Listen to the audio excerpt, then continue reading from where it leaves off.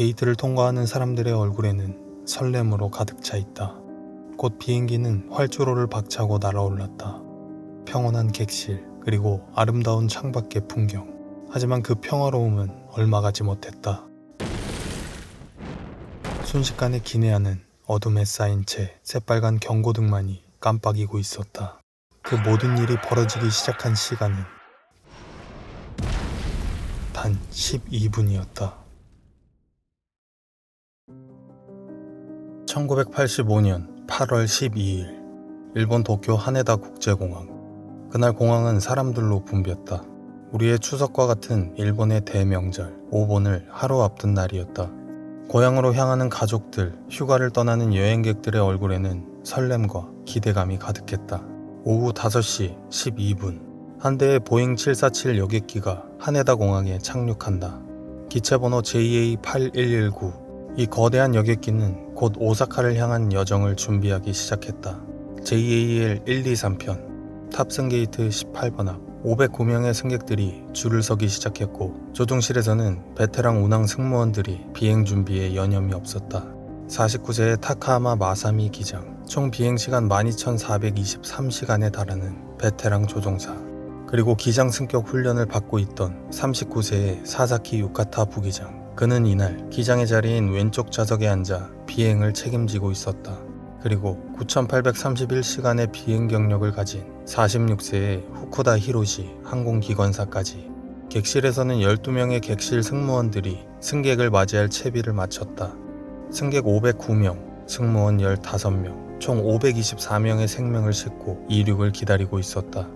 오후 6시 4분 일본항공 123편이 게이트 18번에서 천천히 밀려나오기 시작했다. 그리고 오후 6시 12분 활주로에선 123편은 관제탑의 허가를 받고 마침내 활주로를 박차고 날아올랐다. 예정된 시각보다 12분 늦은 이륙이었다. 이륙 후 10분이 넘는 시간 동안 기체는 안정적으로 고도를 높여갔다. 조종실의 대화는 평온했고, 객실에서는 승객들이 창밖으로 펼쳐진 풍경을 감상하며 오사카에서의 시간을 그리고 있었다. 비행기는 도쿄를 떠나 일본의 상징인 후지산 남동쪽 상공을 지나고 있었다. 목표 순항고도인 약 7,300m에 거의 도달한 순간이었다. 오후 6시 24분 이륙한 지 정확히 12분이 지난 시점. 엄청난 폭발음이 기체 전체를 뒤흔들었다. 타카하마 기장은 즉시 비상사태를 의미하는 트랜스폰더 코드 스쿼크 7700을 외쳤다.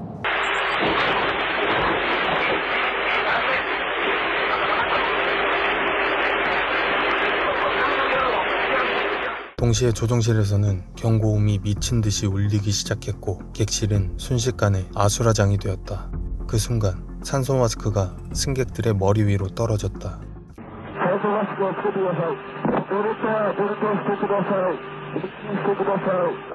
승객들은 귀가 찢어지는 듯한 고통과 호흡곤란을 호소하며 필사적으로 마스크를 찾아 헤맸다. 조종실의 세 사람은 아직 무슨 일이 벌어졌는지 정확히 파악하지 못하고 있었다. 타카하마 기장은 즉시 도쿄 관제센터에 비상사태를 선언했다.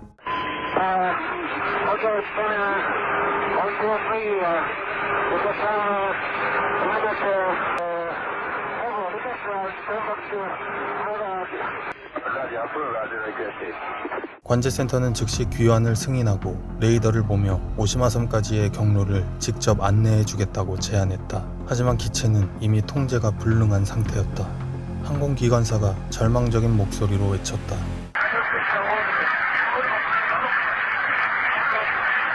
항공기의 방향을 결정하는 날개와 꼬리, 즉 조종면을 움직이는 핵심 동력인 유압 시스템이 망가져가고 있다는 의미였다. 그는 깨달았다. 이 비행기는 더 이상 조종할 수 있는 상태가 아니라는 것을.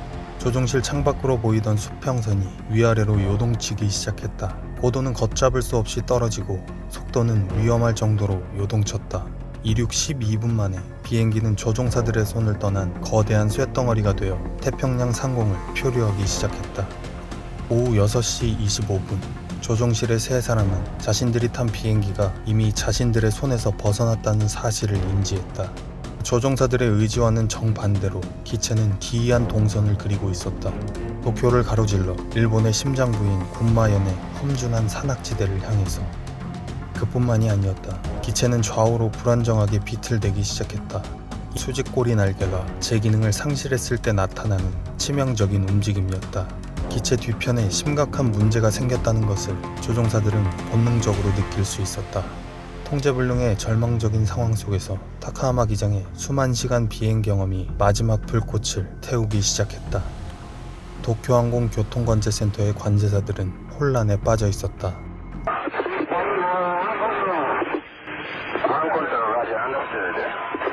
조종사들의 이 짧은 대답은 관제센터의 공기를 얼어붙게 만들었다.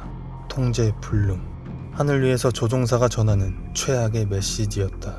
관제센터는 모든 비상 절차에 돌입했다. 하네다 공항의 모든 활주로를 폐쇄하고 비상 착륙을 유도하기 위해 미 공군 요코타 기지와도 교신을 시작했다. 하지만 조종실에서는 대답이 없었다. 아니, 대답할 여유조차 없었다. 그 시각 산소 마스크를 쓴 승객들 사이로 객실 승무원들은 쓰러져 가면서도 승객들을 안정시키기 위해 안간힘을 쓰고 있었다. 하지만 그 극심한 공포와 혼돈 속에서 믿을 수 없는 광경이 펼쳐지기 시작했다. 자신들의 운명을 직감한 몇몇 승객들이 마지막 힘을 다하기 시작한 것이다. 떨리는 손으로 수첩을 찍고 기내 잡지 여백에 그리고 봉투 위에 가족들을 향한 마지막 말들을 새겨넣기 시작했다. 사랑하는 아내에게, 남편에게, 아이들에게, 그리고 부모님에게 평생 전하지 못했던 사랑과 감사의 말들이 추락하는 비행기 안에서 기록되고 있었다. 오후 6시 47분, 조종사들은 마지막 수단을 동원했다. 주날개 뒤쪽에 달린 보조날개인 플랩과 랜딩 기어를 내려 공기 저항을 늘림으로써 어떻게든 기체의 속도를 줄이고 안정성을 되찾으려 한 것이다.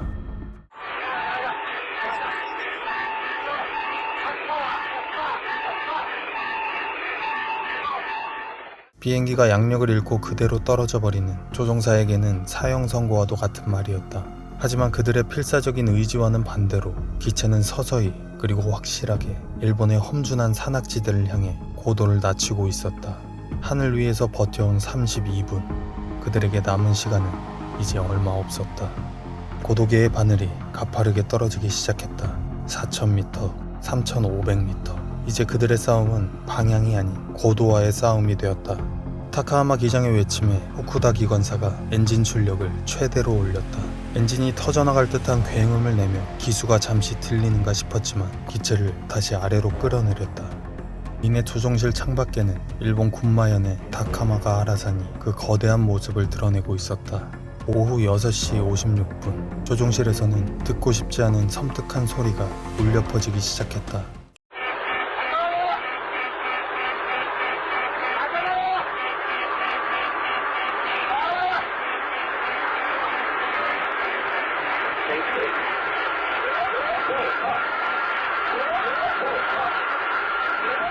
GPWS, 지면과의 충돌이 임박했음을 알리는 마지막 경고 시스템. 기계가 만들어내는 차갑고 인공적인 경고음이었다. 이제 피할 수 없는 현실이 빠르게 다가오고 있었다. 오후 6시 56분 14초.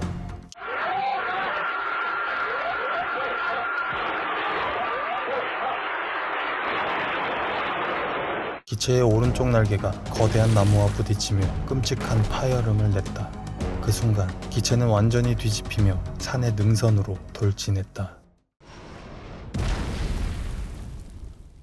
오후 6시 56분 30초. 도쿄 하네다 공항을 이륙한 지 32분. 524명을 태운 일본항공 123편의 모든 신호, 모든 소리가 사라져버렸다. 그곳에는 오직 타오르는 불길과 부서진 기체 파편들이 만들어내는 불쾌한 소리만이 들릴 뿐이었다. 같은 시각 도쿄 관제센터의 레이더 스크린 위에서 JAL 123편의 불빛이 완전히 사라졌다. 관제사들은 필사적으로 교신을 시도했지만 스피커에서는 침묵만이 이어지고 있었다. 하지만 123편의 마지막을 목격한 것은 그들뿐만이 아니었다. 사고 현장 인근을 비행 중이던 미 공군 소속의 C-130 수송기가 추락 지점에서 피어오르는 거대한 화염을 발견하고 그 위치를 즉시 일본 당국에 보고했다. 오후 7시 15분, 추락 후 불과 20분도 채 되지 않은 시점이었다. 미 공군은 헬리콥터의 착륙 지점을 유도할 준비까지 마쳤지만 일본 당국으로부터 돌아온 대답은 예상 밖이었다. 구조는 일본 자위대가 전적으로 책임진다. 미군은 기지로 복귀하라. 결국 미군 수송기는 납득하기 어려운 명령에 따라 의문만을 남긴 채 기수를 돌렸다. 같은 시각 항공자위대의 F4 전투기가 현장 상공에 도착했다. 하지만 어둠이 깔려있는 험준한 환경과 화재로 인한 두꺼운 연기 때문에 당시 조종사의 눈에는 생존자의 흔적이 보이지 않았다. 야간 구조 활동은 너무나 위험하다고 판단한 자위대는 날이 밝는 대로 대규모 수색 및 구조 활동을 시작하기로 결정했다. 그 시각 사고 현장에서는 기적이 일어나고 있었다. 동체 부분 앞쪽의 탑승객들은 추락 후 모두 살아남지 못했다. 하지만 후방에 탑승하고 있던 다수의 탑승객들은 산산조각난 기체 잔해 속에서 큰 부상을 입은 채 기적적으로 살아남아 신음하고 있었다. 그중 한 명은 비번 상태로 탑승했던 일본 항공의 객실 승무원 오치아이 유미였다.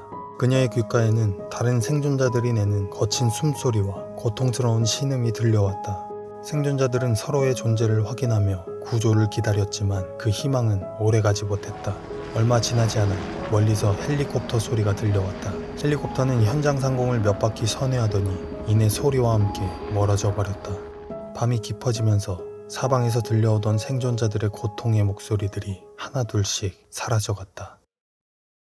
다음날 아침 8월 13일 자위대 구조팀이 마침내 헬리콥터 레페를 통해 현장에 도착했다. 그들이 마주한 것은 상상조차 할 수 없는 참혹한 광경이었다. 모두가 생존자는 없을 것이라고 확신하던 그 순간 한 대원이 부서진 기체 더미 속에서 희미하게 움직이는 손을 발견했다. 그 참혹한 현장에서 4명의 생존자가 극적으로 구조되었다. 만약 그날 밤 구조활동이 조금만 더 일찍 시작되었더라면 더 많은 사람들의 목숨을 구할 수 있었을 것이다. 생존자 구조와 시신 수습이 진행되는 동안 다른 한쪽에서는 사고의 원인을 밝히기 위한 조사가 시작되었다.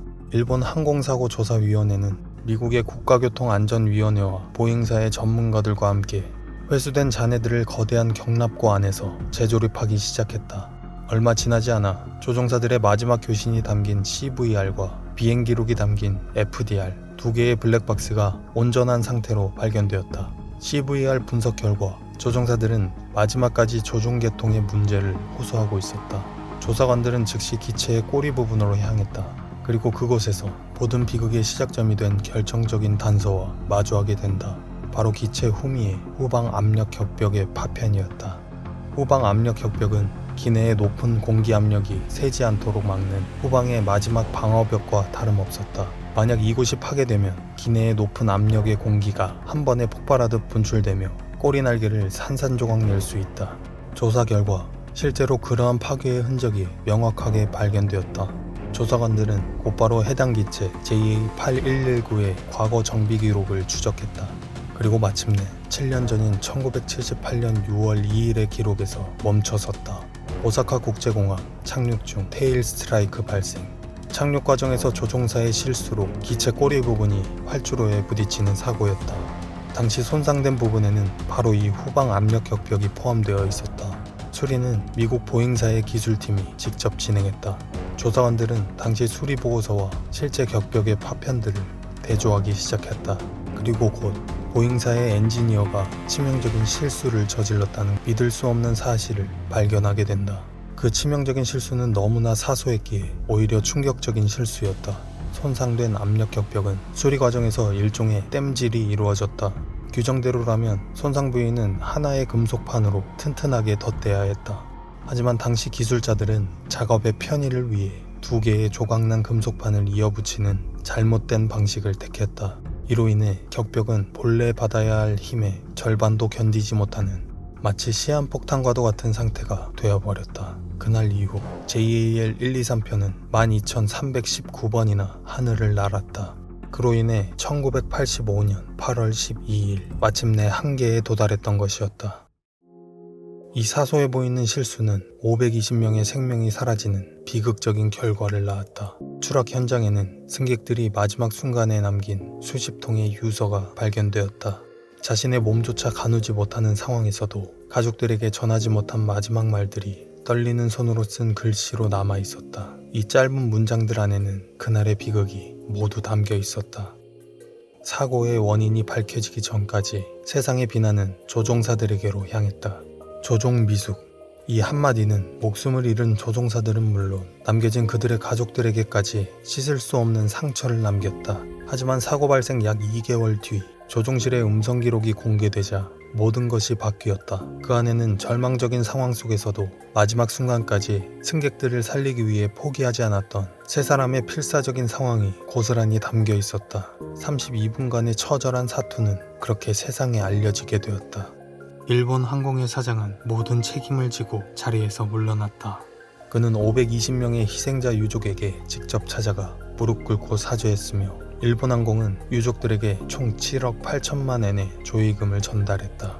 한편 정비 관련 관리자 한 명은 죄책감 속에서 스스로 목숨을 끊었다. 520명의 희생은 전 세계의 항공산업에 지워지지 않을 교훈을 남겼다.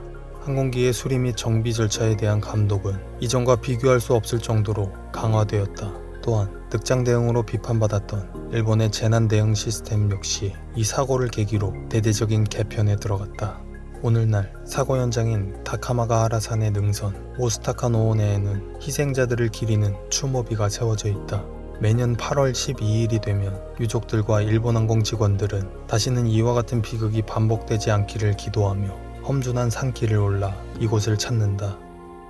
사고 이후 영구 결번된 JAL 123편은 또 다른 이름으로 여전히 목적지를 향해 이륙을 준비하고 있다.